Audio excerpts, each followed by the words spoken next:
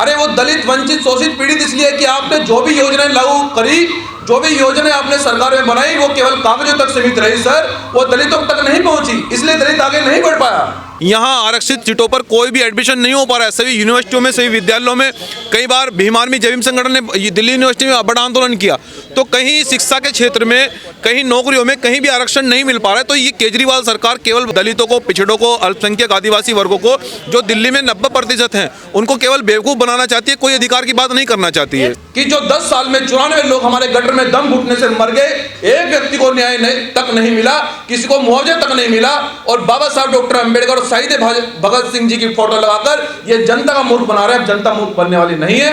कि जिन लोगों ने आज तक हमें अछूत बनाए रखा, जो लोग संविधान को कभी हमला करते हैं, संविधान को बदलने की बात कर रहे हैं, वो कभी देश हितैषी नहीं हो सकते हैं। उनसे बड़ा झूठा नहीं है दिल्ली में कोई। दिल्ली में सबसे बड़े झूठे अरविंद केजरीवाल जी हैं। ये बहुजन समाज का क्या तमाशा बना रखा है दिल्ली सरकार ने सर? क्या हम लोग मरने के लिए पैदा हुए हैं? केजरीवाल जी की पैंट के नीचे जो निक्कर है वो भी खाकी है, ये भी आरएसएस के निकले हुए एक मुस्तंडे हैं। तो जो समाज को लूटने का काम कर रहे हैं, हमारे समाज का एक मंत्री नहीं है, SC ST डिपार्टमेंट सब खत्म कर दिया गया। 10 साल में 94 लोगों की यहाँ पर गटर में दम घुटने से मृत्यु हुई। यहाँ 94 लोगों में से वो किसी भी एक व्यक्ति को न्याय नहीं दिलवा पाए। मैंने आपको बताया कि 34 मामले अभी न्यायालय में चल रहे हैं, उनमें से भी किसी एक भी मामले में किसी व्यक्ति को सज़ा नहीं हुई, किसी अधिकारी पर FIR दर्ज नहीं हुई, किसी अधिकारी को सज़ा नहीं हुई। तो आप जान सकते हैं कि जितने यहाँ पर गटर में दम घुटने से लोगों की मृत्यु हुई है, और जितना यहाँ पर SC ST का जो शिक्षा का ग्राफ है वो लगातार गिरा है, उसमें कोई भी इजाफा नहीं हुआ है। वो तो बाबा साहब के भक्त बनते हैं, हाँ, बाबा साहब के बेटे बताते हैं अपने आप को। बाबा साहब के फोटो पर माला और बाबा साहब डॉक्टर अम्बेडकर के अधिकारों पर ताला, तो ये कब तक चलेगा? ये जनता को कब तक बेवकूफ़ बनाते रहेंगे? तो ये इसलिए अब देश की जनता और यहाँ दिल्ली की जनता बेवकूफ़ नहीं बनने वाली अब की बार, क्योंकि भीम आर्मी जय भीम संगठन यहाँ दिल्ली में बहुत मजबूत है।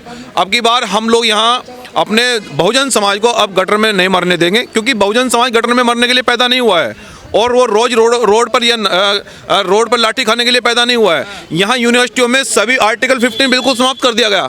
यहाँ आरक्षित सीटों पर कोई भी एडमिशन नहीं हो पा रहा है। सभी यूनिवर्सिटियों में, सभी विद्यालयों में, कई बार भीम आर्मी जय भीम संगठन ने दिल्ली यूनिवर्सिटी में बड़ा आंदोलन किया, तो कहीं शिक्षा के क्षेत्र में, कहीं नौकरियों में, कहीं भी आरक्षण नहीं मिल पा रहा है। तो ये केजरीवाल सरकार केवल दलितों को, पिछड़ों को, अल्पसंख्यक आदिवासी वर्गों को, जो दिल्ली में 90% हैं, उनको केवल बेवकूफ़ बनाना चाहती है, कोई अधिकार की बात नहीं करना चाहती है। एक सवाल और उठा रहे हैं आप लोग कि दलित मुसलमान वोट देता, लेकिन राज्यसभा ये दूसरों को भेजते हैं केजरीवाल। हाँ, ये सच है बात।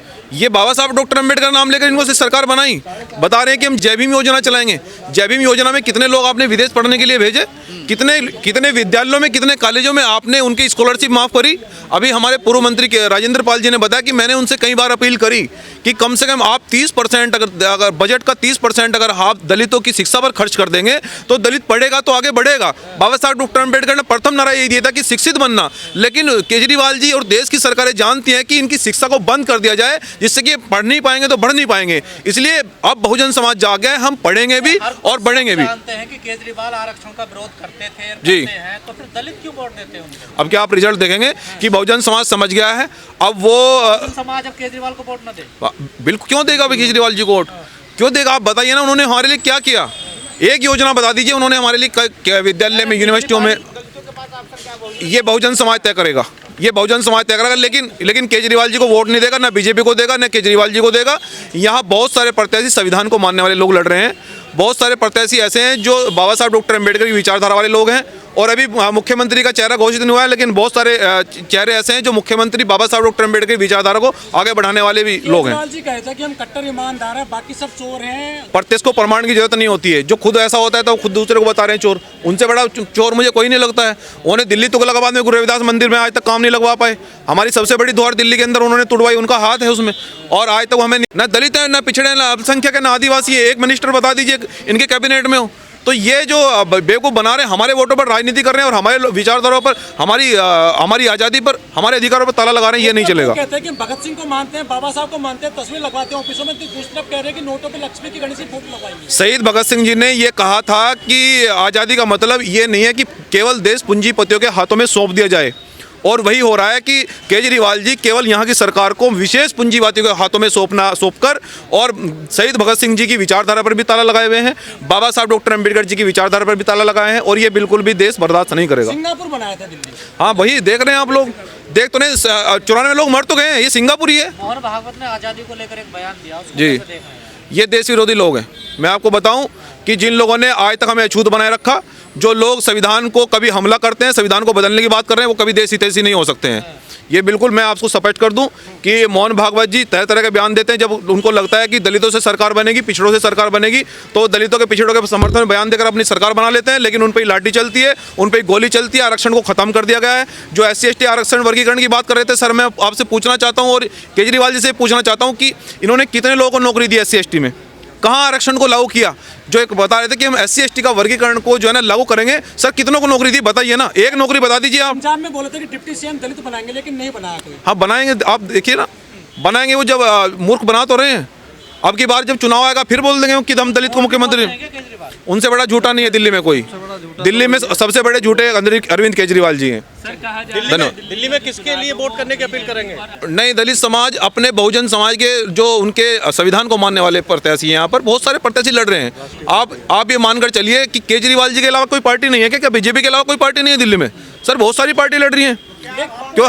हमारी कोई राजनीतिक पार्टी नहीं है, इसलिए हम पार्टी का किसी का नाम नहीं लेना चाहते हैं, लेकिन बहुत सारी पार्टियां, कुछ पार्टियां ऐसी हैं जो न्याय दिलवा सकती हैं।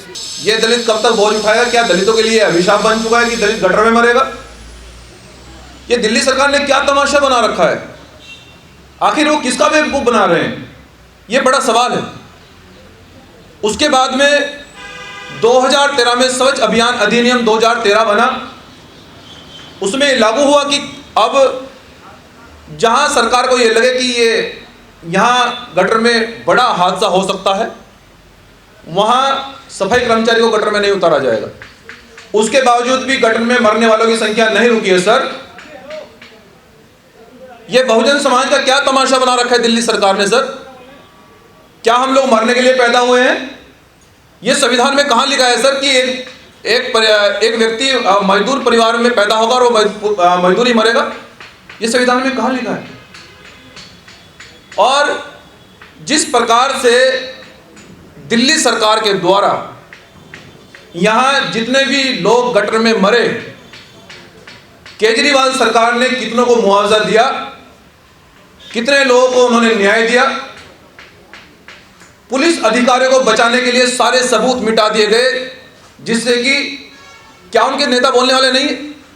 हम दिल्ली सरकार से बताना चाहते हैं कि हम नेता को कुर्सी से खींचने वाले नेता तैयार हो गए, दिमाग में भ्रम है तो दूर कर लें। बिल्कुल नहीं, बहुजन समाज का उत्पीड़न किसी भी रूप में बर्दाश्त नहीं किया जाएगा। अगर अब दलित गटर में मरेगा, 302 का मुकदमा उस अधिकारी पर भी लिखा जाएगा जो वहां के नगर पार्षद, नगर निगम के लोग होंगे, और वहां के जो नेता होंगे, सब पर मुकदमा दर्ज होगा। ये भीम आर्मी जैन संगठन का एक कार्यकर्ता आपसे वादा कर रहा है। और उसके बाद में सर जिस प्रकार से यहां बाबा साहब डॉक्टर अंबेडकर, शहीद आजम भगत सिंह की फोटो सरकार लगा रही है,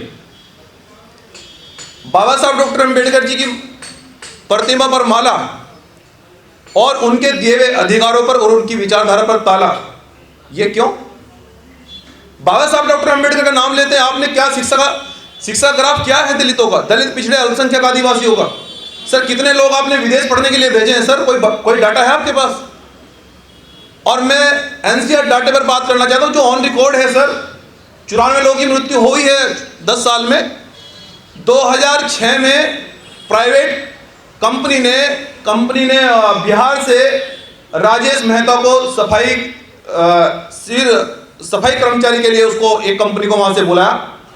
राजेश मेहता बिहार से चलकर यहां काम करने के लिए आए। उनके परिवार ये सोचा कि हमारे परिवार का सदस्य धन कमा कर लाएगा, पेट पालन करने के लिए वहां से कुछ पैसे लाएगा, लेकिन राजेश मेहता की यहां से लाश वापस गई।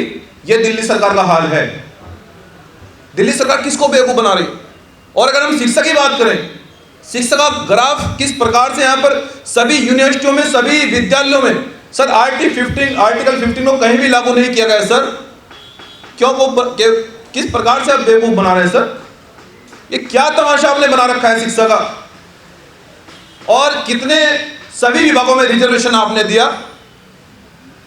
लोकतंत्र के चारों स्तंभों में दिल्ली सरकार ने कितना रिजर्वेशन दिया सर? क्या कौन सा आपके पास डाटा है? हम दिल्ली सरकार से पूछना चाहते हैं और यहां अपने बहुजन समाज से बताने के लिए आया एक जिम्मेदार व्यक्ति कि मनजीत सिंह नौटियाल यहां बहुजनों को बेवकूफ नहीं बनने देंगे।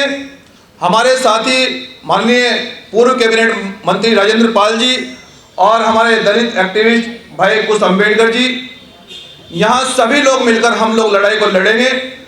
हम जितने भी दलित पिछड़े अल्पसंख्यक आदिवासी दिल्ली में रहते हैं, हम खुद उनकी बस्तियों में जाएंगे, सभी मोहल्लों में, नगरों में जाएंगे। हम बताएंगे कि चोरों से सावधान रहना है, किसी भी रूप में केजरीवाल की पार्टी को वोट नहीं देना है, ना बीजेपी को वोट देना है।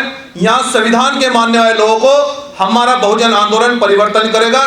किसी भी रूप में संविधान पर घात करने वाले लोगों को, हमारे लोगों को गटर में मारने वाले लोगों को हम किसी परिस्थिति में आपकी बात नहीं जीतने देंगे।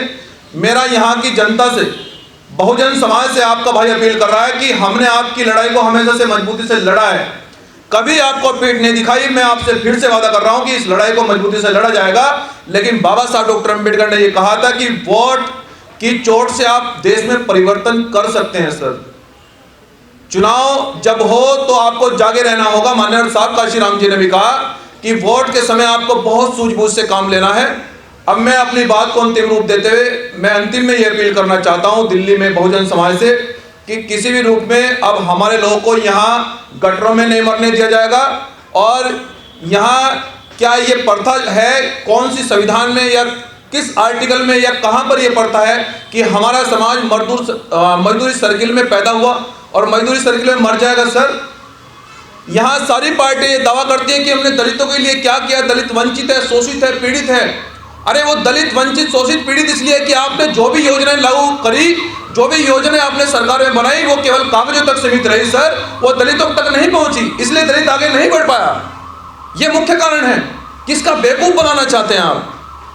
इसलिए मैं बहुजन समाज से मैं विशेषकर ये अपील करना चाहता हूँ, ये कहना चाहता हूँ कि अगर आप अपने पूर्ण रूप से अधिकार लेना चाहते हो, अगर पूर्ण रूप से आप संविधान को लागू कराना चाहते हो, तो ऐसे चोरों से, ऐसे बहरूपियों से कि जो 10 साल में 94 लोग हमारे गटर में दम घुटने से मर गए, एक व्यक्ति को न्याय तक नहीं मिला, किसी को मुआवजा तक नहीं मिला, और बाबा साहब डॉक्टर अंबेडकर और शहीद भगत सिंह जी की फोटो लगाकर ये जनता का मूर्ख बना रहे हैं। जनता मूर्ख बनने वाली नहीं है, इस बार जनता जवाब देगी। देखो, मैं खुद दिल्ली का निवासी हूँ और 10 साल से लूटने का काम दिल्ली को किया जा रहा है और ये आपको सोचने का विषय होगा। बट केजरीवाल जी की जब बटन दबाने की बारी आती है तो वो अपना वोट भी बीजेपी को देते हैं। अगर दिल्ली में अगर भला चाहता है दिल्ली का समाज, तो दिल्ली में एक राष्ट्रीय पार्टी लड़ रही है और वो भली बात ही सब यहाँ खड़े लोग जानते हैं कि राष्ट्रीय पार्टी कौन है हमारी, और वो बहुत मजबूती से 70 प्रत्याशी चुनाव लड़ रहे हैं। तो ये आपको तय करना होगा, दिल्ली का भविष्य सुनहरा देखना है कि दिल्ली का भविष्य गर्त में देखना है। केजरीवाल जी की पैंट के नीचे जो निक्कर है वो भी खाकी है, ये भी आरएसएस के निकले हुए एक मुस्तंडे हैं। तो जो समाज को लूटने का काम कर रहे हैं, हमारे समाज का एक मंत्री नहीं है। SC ST डिपार्टमेंट सब खत्म कर दिया गया। वजीफ़ा का जितना ही पैसा था SC ST का सब डिक्लेयर करके सब 2100 रुपये के नाम पे, लालच के नाम पे दिया जा रहा है। ये बीजेपी से ही पूछना होगा कि महाराष्ट्र और राजस्थान में तुम्हारी सरकार बनी तो तुमने कितने लोगों को 2500 रुपये दे दिया, कितने लोगों को तुमने फ्री एजुकेशन दे दी। ये चुनाव एजुकेशन और हेल्थ पे लड़ना चाहिए, ना कि चुनाव 2100 रुपये। केजरीवाल किस किस्म के आदमी हैं ये शायद हमारे दिल्ली में SC ST OBC धीरे धीरे जान चुका है। क्या फ्री बिजली और फ्री पानी से हमारा भला होगा? हमारा भला फ्री एजुकेशन से होगा।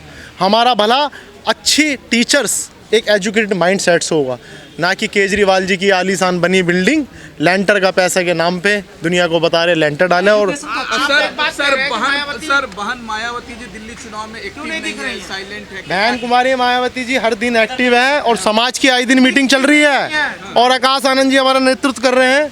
और मैं भी एक बसपा कार्यकर्ता हूँ, मैं भी अपना बूथ लेवल पे तैयारियां कर रहा हूँ। तैयारी बहुत जोर शोर से चल रही है और इस बार तो मनजीत सिंह नौटियाल जी बसपा के सपोर्टर है, जब तो मैं उनके साथ खड़ा हूँ।